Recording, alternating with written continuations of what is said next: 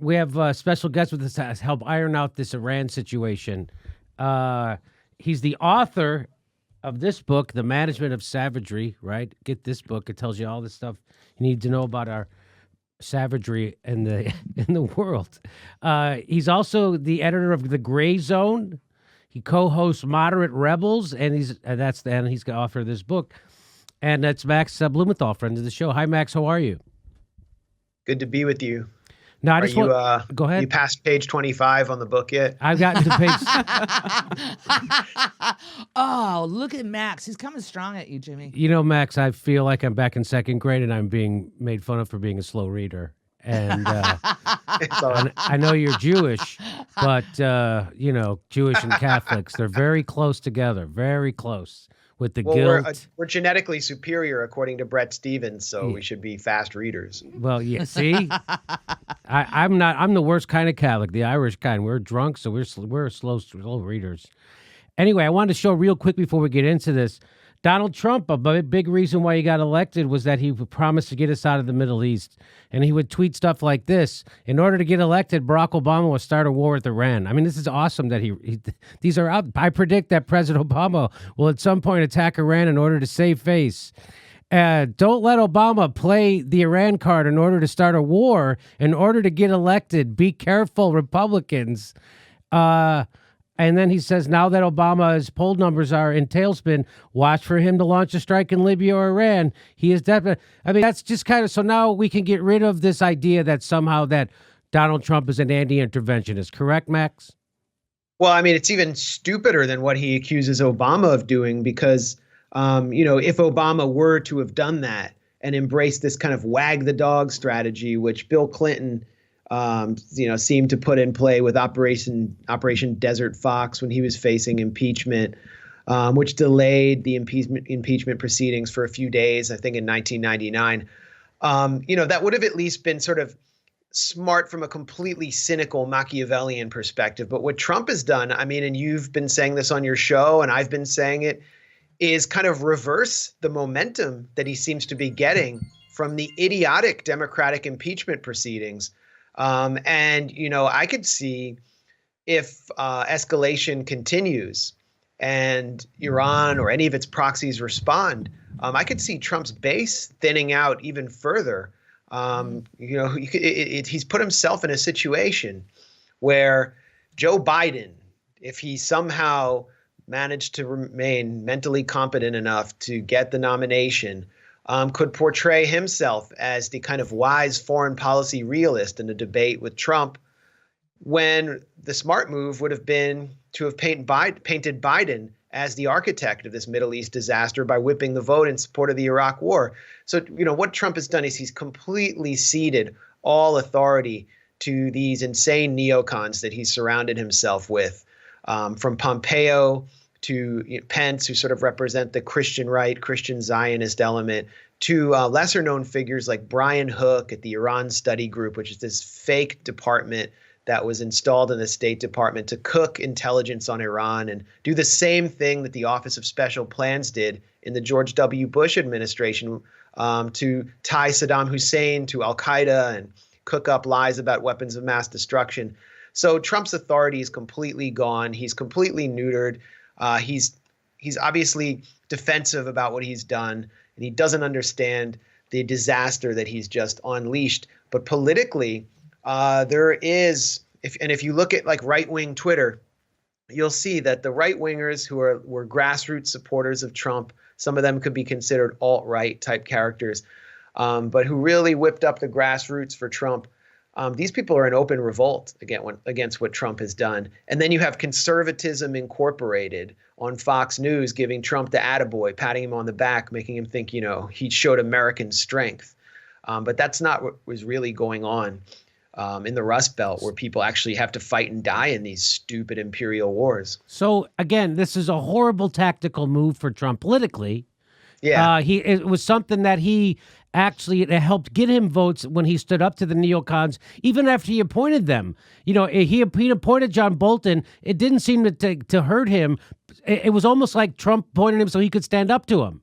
And it helped his polls. And so as soon as they get rid of Bolin, he goes ahead and does this anyway. And so I'm going to say this, I don't know, this, why would he do it though? I mean, I know it's dumb, right? So that means somebody at the White House must know it's bad politically too. So why would he do this?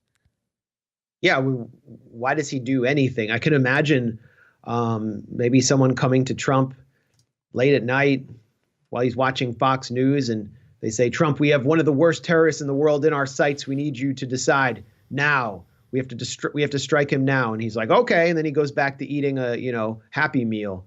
Doesn't even understand the gravity of the decision or who Qasem Soleimani is, or who anybody is that they're targeting. And then Trump realizes, and he has to pay the cost. But basically, Trump is surrounded by people who represent an extreme wing of the national security state that is tightly aligned with the extremist axis of Netanyahu's Israel, Mohammed bin Salman's Saudi Arabia, and Mohammed bin Zayed's United Arab Emirates. And these are the forces that have destabilized the Middle East for the past several decades. And these are the forces that have benefited the most from the destabilization unleashed after 9/11. And they want to keep that instability going. They have unleashed Salafi jihadi proxies across the Middle East, starting with the U.S. invasion of Iraq, across Iraq, which eventually developed into ISIS. They spread into northeastern Syria, and they benefited a neoconservative plan which was spelled out in several documents. First, the Project for a New American Century, which called for benevolent hegemony of the U.S. This was a document prepared during the Clinton administration by neoconservatives who were out of the administration, Bill Kristol and Robert Kagan, who wanted to topple every single government in the world that resisted U.S. hegemony. They also spelled it out in a paper produced for Benjamin Netanyahu when he first entered the prime minister's office in Israel. It was prepared by American neoconservatives who would go on to serve in the George W. Bush administration and be influential in taking the U.S. to war in Iraq, Douglas Feith and Richard Pearl. And this document was called the Clean Break document. And they actually spelled out which countries would be taken out in order to protect Israeli deterrence. And this is 7 countries in 5 Max, years. Is that where this comes from? Let me play this for you. Countries in 5 years, starting with Iraq and then Syria, Lebanon, Libya, Somalia, Sudan, and finishing off Iran. So go through the countries again. Well, starting with Iraq, then Syria and Lebanon, then Libya, then Somalia and Sudan, and then back to Iran. So this is part of that, correct, Max? Yeah. That's what you're talking about. And so this, it's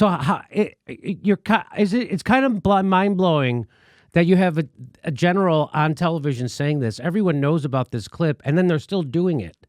Right. Well, that's Wesley Clark, and he was a Democrat. He ran for president in 2004, and at the time that this plan was, he became aware of this plan. He was supreme commander of U.S. forces in Europe, and it shows that there is a wing of the national security state that is not entirely on board with the neoconservative plan that went forward in the George W. Bush administration. But at that time, Iran was being encircled by U.S. troops in Iraq, U.S. troops in Afghanistan, and U.S. naval power. And Iran started to see the region become destabilized and see these extremist forces, extremist Sunni Wahhabi forces who actually want to carry out genocide on Shia people and other religious minorities in the Middle East. Shia people being the majority of Iranians, but Shia people across the Middle East. So they have to defend themselves and they have to defend their people. So General Qasem Soleimani rises to the fore. He's someone who is a veteran of the Iran-Iraq War, where the U.S. supported Saddam Hussein and gave him chemical weapons to help destroy Iran. And he is someone who actually worked with the U.S. against a mutual enemy in the Taliban in Afghanistan. And what he starts to do is assemble proxy forces and to mobilize Shia forces and other groups that are threatened by the U.S. and Saudi Arabia and Israel and their extremist proxies in the region, and they begin to gradually roll them back. The first victory for these forces was in 2006 in Lebanon, when Israel launched this brutal war on Lebanon and Hezbollah. Condoleezza Rice called it the birth pangs of a new Middle East, but as our friend Katie Halper joked, it was actually the episiotomy of a new Middle East. And Israel got a bloody nose. Hezbollah punched back really hard. So what you're saying is the guy that we just killed, he was pushing back against Wahhabism that is being exported from Saudi Arabia, and then in 2006, Israel launched a war into Lebanon. Right. Israel launches a war, but Condoleezza Rice was basically calling it kind of a pilot program for the U.S. war on Iran. Okay. So, Iran had helped train Hezbollah. They had worked with them, provided them with weaponry. During this war, Hezbollah actually put an Israeli destroyer out of service. They shocked Israel, and Israel was sent hobbled out of Lebanon. It was a giant victory for what's known in the Middle East as the resistance axis. And then, when the Arab Spring starts, you have ISIS in existence in Iraq. The Iraqi government doesn't know what to do with it, and they start to move into Syria as the U.S. begins arming the so-called moderate rebels, who eventually morph into ISIS, as the Defense Intelligence Agency warned in 2012. So Soleimani proceeds to mobilize what's known as the People's Mobilization Units, or Hashd al-Shabi, who consist of common Shia men who are defending their own existence in the Middle East. And he also helps support the Syrian government in its fight against these extremist forces aligned with al-Qaeda and ISIS. And he's very successful at pulling all these forces together.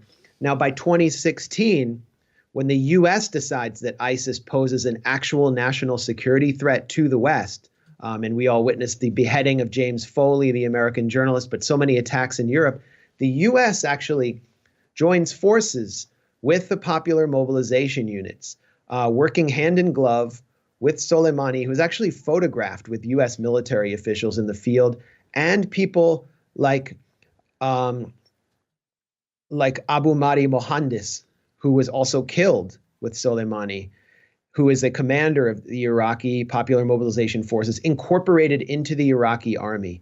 And they go to fight in Mosul to retake that city from ISIS. They lost tens of thousands of lives defending their own existence against this genocidal force that wanted to destroy them.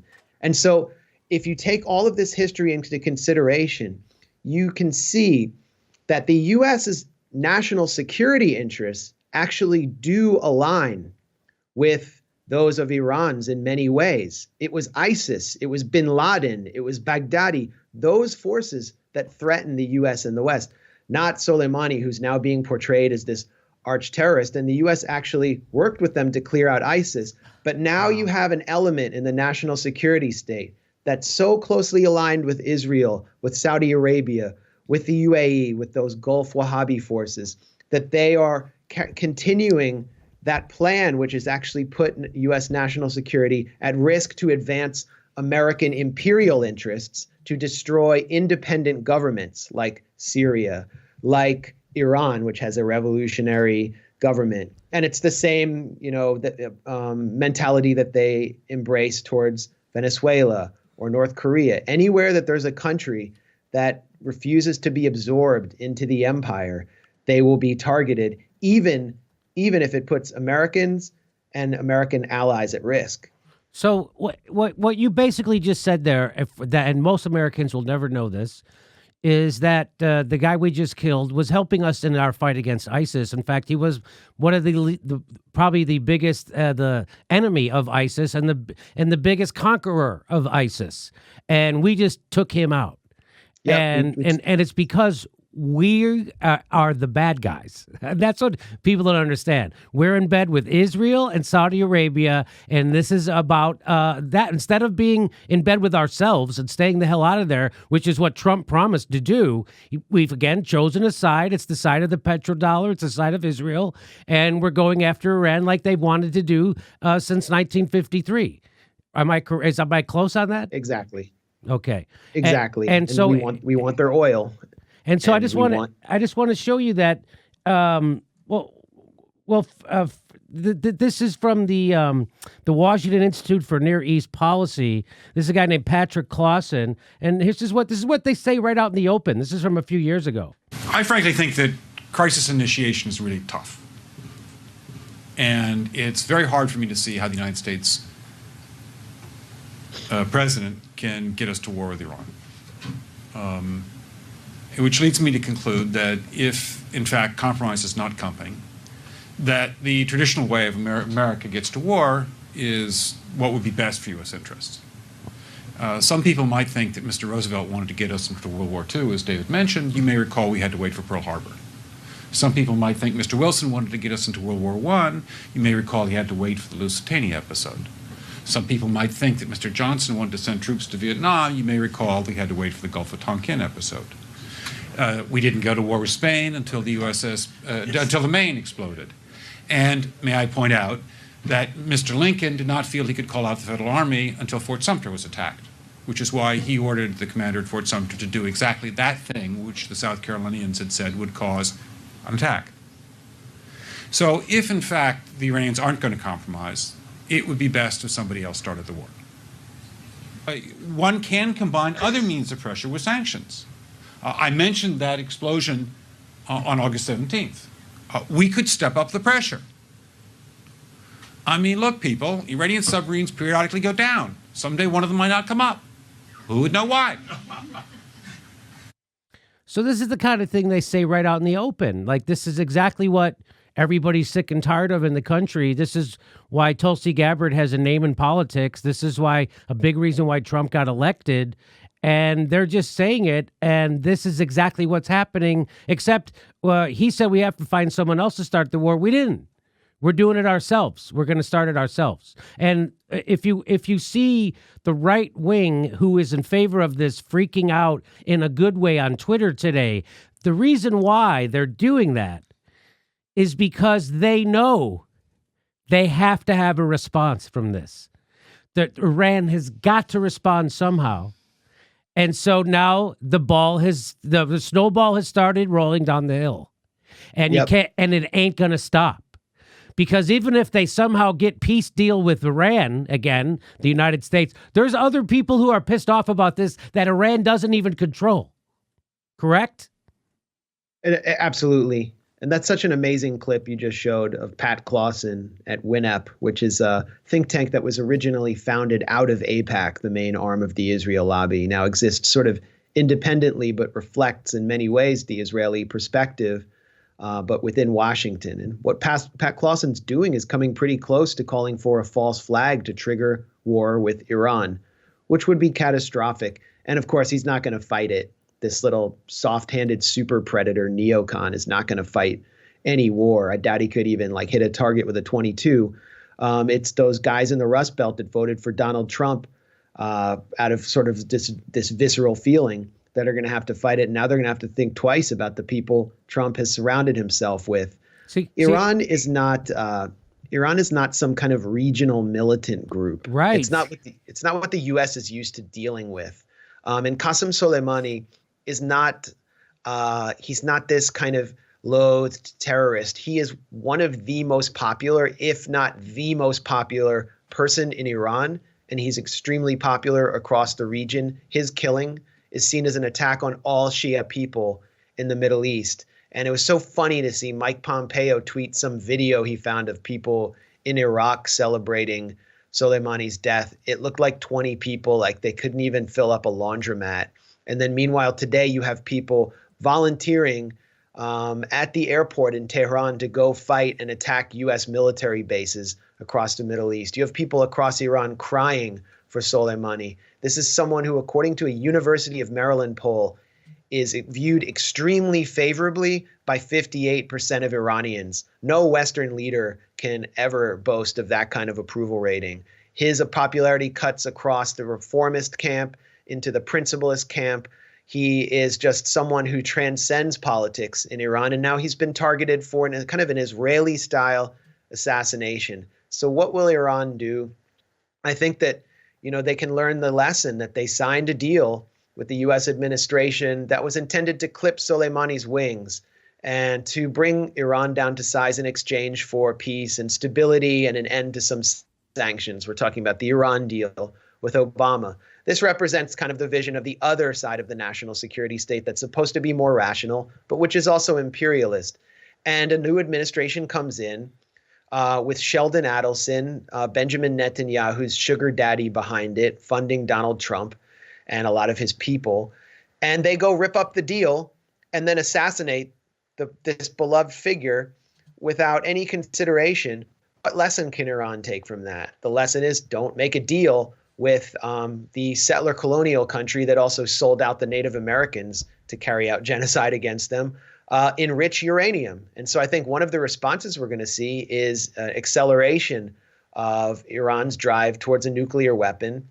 And they'll learn the lesson that North Korea learned, which is that they were able to bring Donald Trump to the negotiating table, North Korea, because they had nuclear capacity, whereas Iran halted its drive to nuclear weapons. And here's what they got.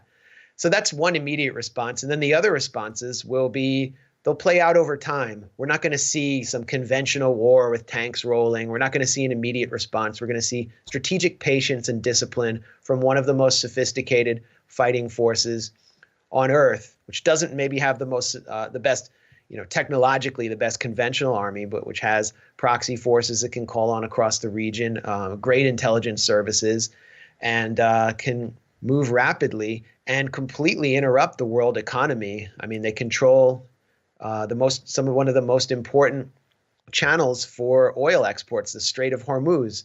So there's a lot Iran can do, and it's not going to work out well for Donald Trump. The only person I can see this working out well for is Benjamin Netanyahu. Mm-hmm. Yes. So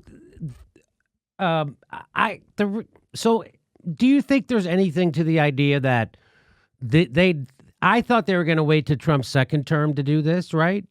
To dupe everybody into thinking he's a non-interventionist because he's doing just enough to keep people thinking that. But now it's over. Because you think they were afraid that Bernie Sanders might win? I don't know what the domestic political consideration here was. I mean, I feel like people like Pompeo who aren't even thinking about that are driving this policy. And it's funny to see Pompeo today declare that the U.S. is still interested in de-escalation. And to hear after what they've done, they're interested in de-escalation. It's like, no, it's not going to happen. Iran it's not going to lose face here. They have to demonstrate that they're a regional power and they have the capacity to do so. And so this can only continue to escalate. And it seems to me that Pompeo and others are having second thoughts about what they did, and they're realizing that they might have made a big mistake. You think? Really? I can imagine Donald Trump, but this is just my speculation. Who comes out and kills someone who, I mean, he's being compared to sort of David Petraeus from the American context. He's way bigger in Iranian consciousness than Petraeus. He's like a Barack Obama almost. Yeah, I mean, I don't know who to compare him to, but maybe Ulysses Grant during the Civil War, someone like that. You just assassinate him, and then the next day you're calling for de-escalation. It tells me that, you're not completely confident about what you have just done. And he's being referred to as a target of opportunity. Well, Israel has 3 times requested that they receive U.S. permission to kill Soleimani. And each time, twice during the George W. Bush administration and once during the Obama administration, they were rejected because the U.S. understood that the repercussions of killing Soleimani would be too extreme. This is the reason Soleimani, I think, was in a car with Abu Mahdi Mohandes, who's another senior figure so close to a U.S. installation. It's because he's been able to travel openly throughout the Middle East, have photographs taken of himself on the battlefield, because his protection was that killing him would trigger such a great response that he couldn't imagine that anyone would be insane enough to do it. But here we are with a president who seems to have had like a brain transplant with a cauliflower dish from Sweetgreen, surrounded by, bloodthirsty fanatical neocons, and they have done it. They have opened up the floodgates, and now we'll see what chaos follows. Please become a premium member if you enjoyed the show. We give you hours of bonus material every day. Go to jimmydorecomedy.com/join and come watch a live show. We're going to be in Portland, Tempe, Sacramento, San Jose, Miami. Go to jimmydorecomedy.com for a link for tickets for all of our live show. We're coming to a town near you.